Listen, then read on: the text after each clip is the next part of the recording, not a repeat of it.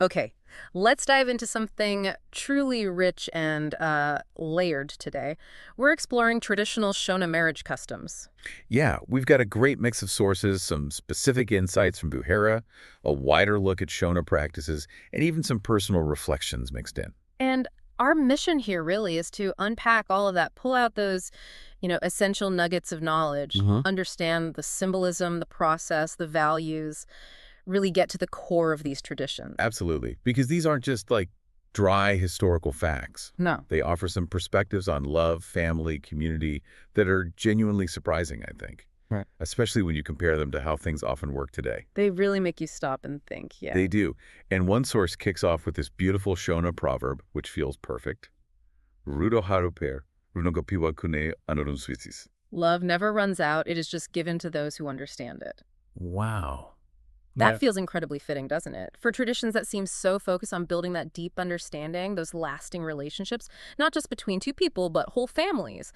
It really sets the stage. And what's fascinating right from the start is, well, how relationships even began traditionally. Right, before smartphones and dating apps. Exactly. Before all the tech, meetings were just organic. The Yeah. sources mention young people meeting, at during community dances, gatherings, School, church, just walking around, normal life stuff. just happening naturally.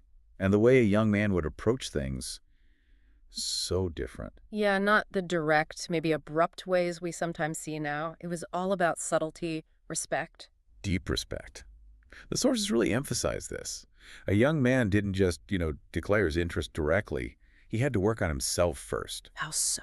behaving with discipline, humility, dignity. There's this saying mentioned, kana uchina muzikana, uno tanga was vibata. Which means, If you're serious about a girl, start by behaving with self-control. okay, so that self-mastery, that was the foundation. Absolutely. Oh. And communication wasn't just between the two of them, kept private. No, the community was involved right away, it seems. You needed a go-between. Essential.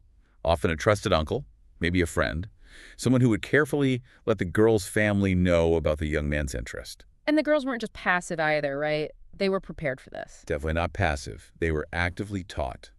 Mothers, aunts, especially the Tet, the father's sister. Right, the Tet. She played a huge role. They taught the girls how to carry themselves, how to judge character, choose wisely, how to read between the lines, understand intentions. See, a really guided process for both. Very intentional. Ah. And the way they showed interest, also subtle, not big public displays. Yeah, the sources mention things like gifting a carved wooden spoon. Exactly. Yeah. Or helping gather firewood. Small, respectful gestures, building that connection gently. Okay, so let's say this subtle courtship goes well. The couple decides they want to get married. What's the next formal step? That would be the engagement, called kupanahanbi. Kupananumbi. This is where they make their intention clear to each other and formalize it a bit. They'd usually go see the Tet together. Acknowledging her role again. Yeah. And they'd exchange tokens, small gifts as a promise. Like the source said, maybe he gives a watch, she gives a scarf, things like that. Precisely. Tangible symbols of their commitment to each other. And then the Tet's role just gets even bigger. How so? Well, traditionally, it wasn't seen as proper for kids to tell their own parents directly about wanting to get married. It's a big deal. Ah, okay. So the Tet acts as the formal messenger. Yes, exactly. She's the one who goes to the girl's father, presents the couple's wishes formally. And his permission is key. Absolutely crucial. He's the head of the family. His consent makes it official. Then he tells his wife. It really shows that respect for the family structure, the hierarchy. Okay. So only after that formal family, the Yeah. groom-to-be starts the next major phase, Mhm. sending the munyai. Right, the munyai. Another really important intermediary, usually a senior uncle or a respected male friend, someone known for being wise, good communicator. And his job is? His formal task is to go to the girl's family and officially state the man's intention to begin the Roora process. And the sources are super clear. You have to follow this protocol. No shortcuts. Absolutely non-negotiable. Trying to bypass the munyai, skipping that formal request, it's seen as really disrespectful, like you're sneaking You're an around. intruder, yeah. Exactly. The sources mention a fine rupan yajoa for breaking that protocol. It's about doing things properly, openly, respecting the family. Okay. So engagement confirmed, families notified through the Tet, formal request made via the munyai. Now we get to the absolute heart of it all, Roora. Roora. Yeah, this is the central cultural ceremony, and it's so important to understand what it actually means. according to these sources. It's not just bride price in a commercial sense. No, absolutely not. Yeah. The sources stated explicitly, and you hear this phrase, kurura kuvaka ukama. Marrying is to build relationships. Exactly. It's not about buying a wife. That's a common misconception. Yeah. It's a deep process meant to unite two whole families, two lineages, forging bonds that connect generations. It's about creating yukama. Hukama, that deep, extended family relationship. That's it. That changes the whole perspective, doesn't it? Less a transaction, more. Building a foundation for this new, bigger family. Definitely. And it involves a whole delegation from the groom's side, right? It does. His family sends Vanyai. These are trusted, wise elders, uncles. And the Munyai we mentioned, he's their main spokesperson, needs that calm temperament for the negotiations. And on the bride's side, the tet is key again. Indispensable. She's the spokesperson for the bride's family, the mediator. The one who smooths things over if they get tense. Exactly. Her wisdom is crucial. She eases tension, clarifies things, and interestingly, the sources say she might even speak up for the groom sometimes. Really? Why? If maybe his family's being asked for too much or things get a bit heated, she wants the marriage to work for her niece's sake, so she helps ensure the groom is welcomed properly. That's a fascinating dynamic. Okay, so the Roora day arrives. The delegation comes to the bride's parents' home. What happens first? There's a very specific way they arrive. It's full of symbolism. They don't just knock and walk in. They wait outside. Until they're invited? Until they're formally invited in. And that waiting, it's a sign. Of respect? Patience. Both. Shows their respect, their patience, how serious they are. Then, when invited, they enter clapping. There are distinct styles for men, kurovagusvi, and women. And they bow slightly, kuriramazura. Wow, all these details.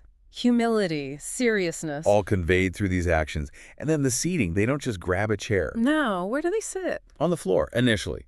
Because ceremonially, they're still strangers asking to enter this family circle. Even if chairs are offered. Even then. Protocol says decline at first, another sign of humility. The sources even say there can be a fine if they sit too soon or without permission. Okay, it really emphasizes this is a formal, serious request done with maximum respect. Now, the Roora list itself. Ah, yes, the list of payments and items. The sources point out it varies, depends on the family, their wealth, which again shows it's not some standard price tag. Right, it's tailored. Tailored. Reflects appreciation, the specific situation, though it's usually shared beforehand so the groom's side can prepare. Okay, let's dig into the payments, because this seems to be where the symbolism really shines, showing how it builds relationships. It's not just one lump sum. Not at all. It's a series of payments, each acknowledging something specific, like laying bricks for that Yukama foundation. The very first one is Vuramoromo. Open the mouth. Pretty literal. The fee to get the talking started. Exactly. A small token just to say, okay, we're here, we're serious, let's begin. Then there's Indiro. A fee for the plate, the one that put the money on. That's the one. Traditionally, the bride's family provided it, though one source notes, kind of amusingly, that the groom's party might bring their own plate now to avoid paying the fee. A little modern adaptation. Aha. Okay. Then Sunon Gurahumli. Loosening pockets. Another small fee, basically permission to actually start taking money out to make payments. Another small test of resolve. And then one with a bit of a playful challenge in the name. Makan Ditswanani. Yeah. How did you know I have a daughter, it sounds like. Like saying, hey, you found her without us formally introducing you. Exactly. It's a friendly way to acknowledge that maybe the courtship happened a bit under the radar initially. It kind of corrects that perceived wrong of sneaking around by bringing it all out in the open now formally. I love how these have stories. What about payments directly for the bride? There's kunhunga. Yeah. This is sometimes called the bride's own fee. She herself, or maybe her aunt or sister, names a small friendly amount. And that money is for her. Mari inonhongwa ni muzikana. It's meant for her to buy things for the new home, kitchen utensils, that sort of thing. Start setting up. She might even give a little to her younger siblings. It's her personal stake. And the aunt, the tet, who's so central to all this, does she get acknowledged? Yes, there can be a fee called kunhunga kwete. It's not always standard.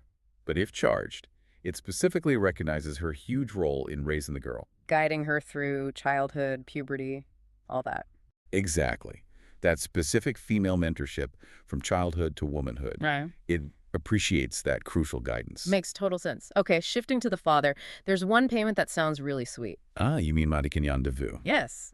playing with father's beard. It's lovely, isn't it? A special gift just for the father. It appreciates him for raising his daughter, but it also evokes those sweet childhood memories. Like a little girl on his lap, tugging his beard playfully. Precisely. It's part of a category of gifts for the father called Zvababa, a very personal touch. Very much so. And the wider male family members involved in the discussions? They're acknowledged, too, through the dare, or nongo yidare, the marriage council fee, basically an allowance for the men on the bride's side who are part of the council.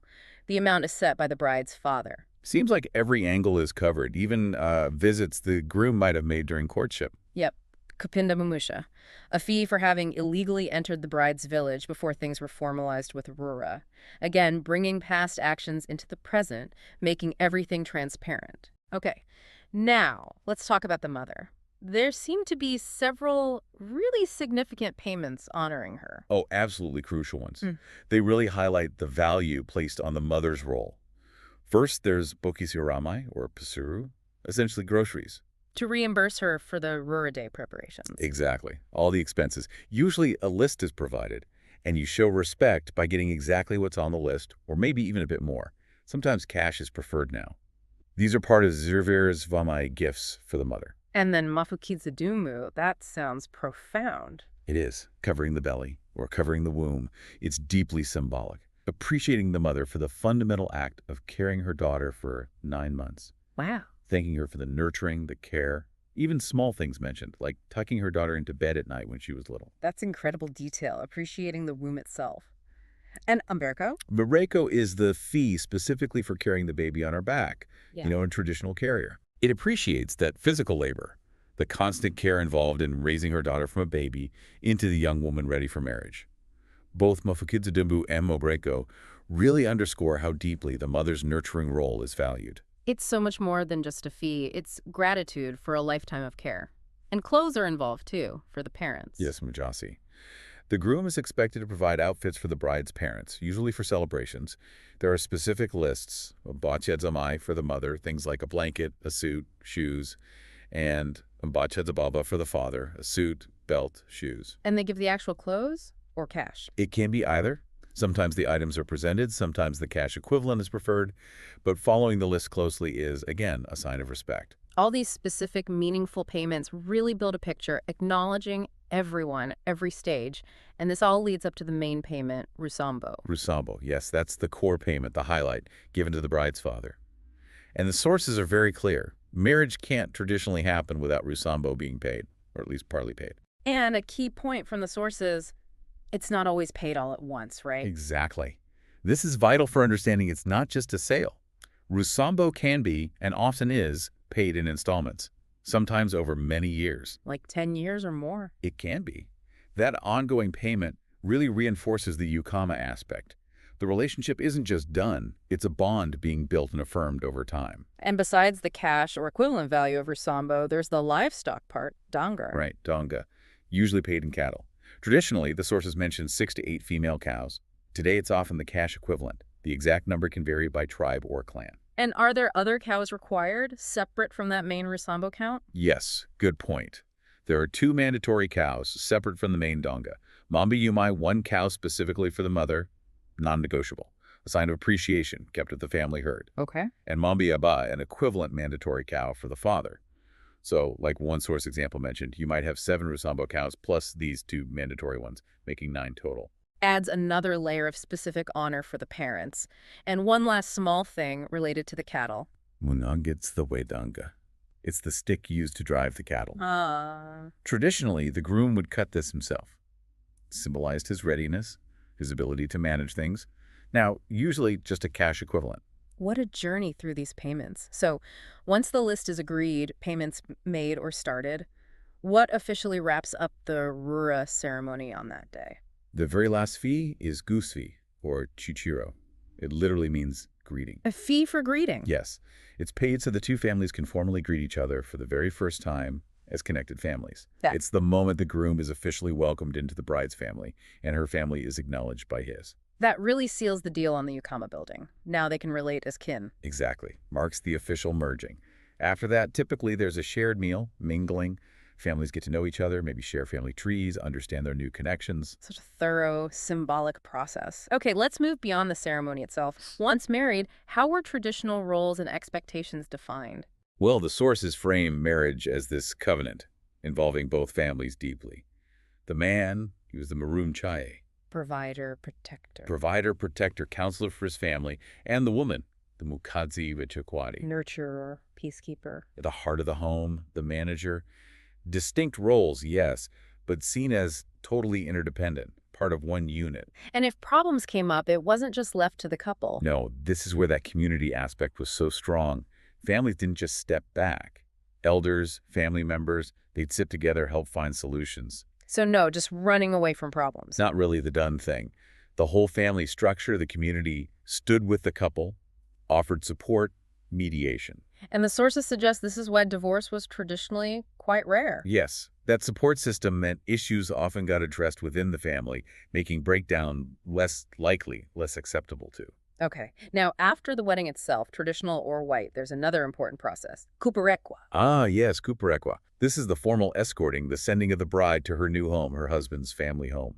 And the main reason for this sending off. It's crucial. It's for the older married women from her side, her mother, aunts, married sisters, close friends, to go with her and give her that final, vital advice. Advice on. How to care for her husband, navigate life in his family, how to build a good home, passing on that wisdom. So it's a transition guided by experienced women. How does it actually happen? Often the night after the wedding, the bride is covered with a cloth, symbolically. She walks, usually behind her aunt who guides the path. And there are fees along the way? Small, nominal fees paid at different points, often prompted by the aunt. Then, when they arrive at the groom's home, she's uncovered, welcomed, celebrated. And the next morning, she and her group have specific tasks to do. Yes, these are really interesting. They act as a practical introduction, show her capabilities, the values her family taught her. One is heating water for baths. For whom? For key members of the groom's family, parents, grandparents maybe.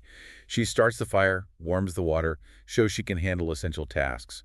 Her party usually provides the soap, lotion. Very specific. And sweeping the yard. Yes, another symbolic act.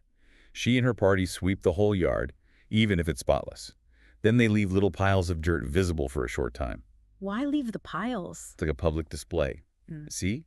She's hardworking, values cleanliness. She brings these good habits from her family. Then a small fee is paid to clear the piles away. And other chores, too, like making sadza. Absolutely. Cooking the staple food. All these initial chores are ways she demonstrates her ability, reassures her new in-laws she can care for their son and the home. It's like a practical performance of stepping into her new role.